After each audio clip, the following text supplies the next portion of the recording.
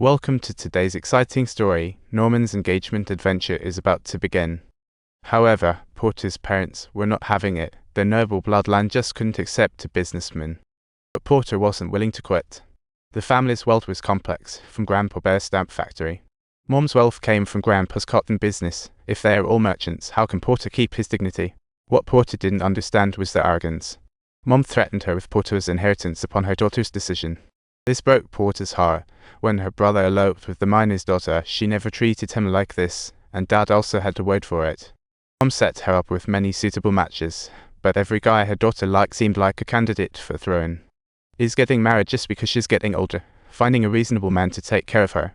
That's just not her style, but it meant she might never experience true love. Porter was disheartened, and the argument didn't help, so the next day, he went to the bank for some answers.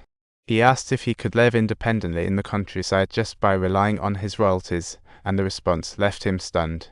Her wealth was enough to buy several estates, and if her income kept increasing, living comfortably for the rest of her life was a breeze. This confidence prepared Porter to live independently, but just then, his father chose to compromise. They respected her wishes and acknowledged her previous dedication, only hoping she'd find true happiness. Dad suggested Porter take a 3-month separation from Norman and head to the Lake District to see if the love was still there. The hope was to cool the flames of passionate love and test each other's sincerity. After all, at your age, women have to think about these things. Mom, the only real thing I need to consider at my age is the daily adventure ahead. Porter was filled with excitement for the future and had no intentions of planning a bizarre wedding date. They planned to get married in October, and that night, Norman slipped the engagement ring into Porter's palm, making her blush like a little apple. Snowflakes danced down like little fairies, showering them with blessings. Porter's cheeks turned bright red. Maybe this was the happiest moment of her life. Norman's love for Porter stemmed from his admiration of her talent, with a deeper meaning rooted in his view of her fight against society. As a publisher, she saw women shackled by marriage, yet Porter retained her childlike innocence and creativity. She would design and redesign a rabbit sayer over 10 times and fiercely fight for illustration rights with publishers. For Porter, Norman was not just a patron of her work, but the one who understood her best in life.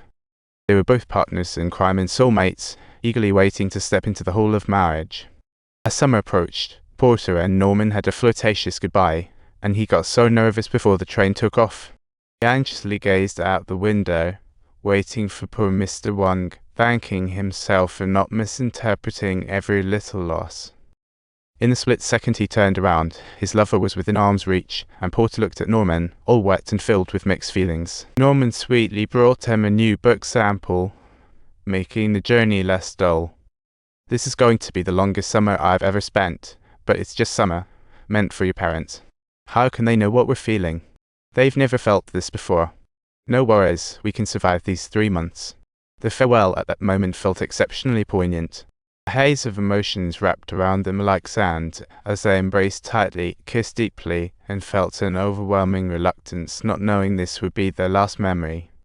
Long summer quickly began, but their love never faded, as letters carried endless longing.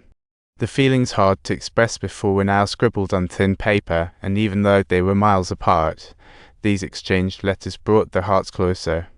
I love my heart even more now as it guides me towards finding you. Amelia deeply loved, wishing they could reunite, like 100 times more love. In the Lake District, Porter met Silas, her childhood friend's son, now a lawyer, who showed her an auction farm. Looking at the beautiful farm before her, Porter couldn't help but picture a lovely life with Norman. That night, she hurriedly wrote a letter to share, but waited too long for a response. A week later, Miller's letter left her in a flurry. He said Norman was sick, sending Porter into a panic as she hurriedly packed her bags to rush back to London. Unfortunately, she didn't make it in time and only saw him cough into the end of the summer, his condition growing more severe. Within a single night, Norman passed away, and Millie casually mentioned details from Norman's life that felt like daggers to Porter's heart. Norman once said he'd built her a little cabin by the lake after they married, which twisted Porter's heart in agony. She was standing there, yet suddenly felt a severing of her connection with the world. The habits that sustained her life became a sharp blade, slicing through her very being. Porter knew she had to carry Norman's love on, but at this moment she couldn't reconcile with her loss. Outside the carriage was a gloomy sky, and the rain slid down the glass, forming blurry tear marks. Portia staggered home, her mind in turmoil, and at that moment, it felt like her heart had nowhere left to return. Don't forget to subscribe to our channel for more touching stories and comedic moments.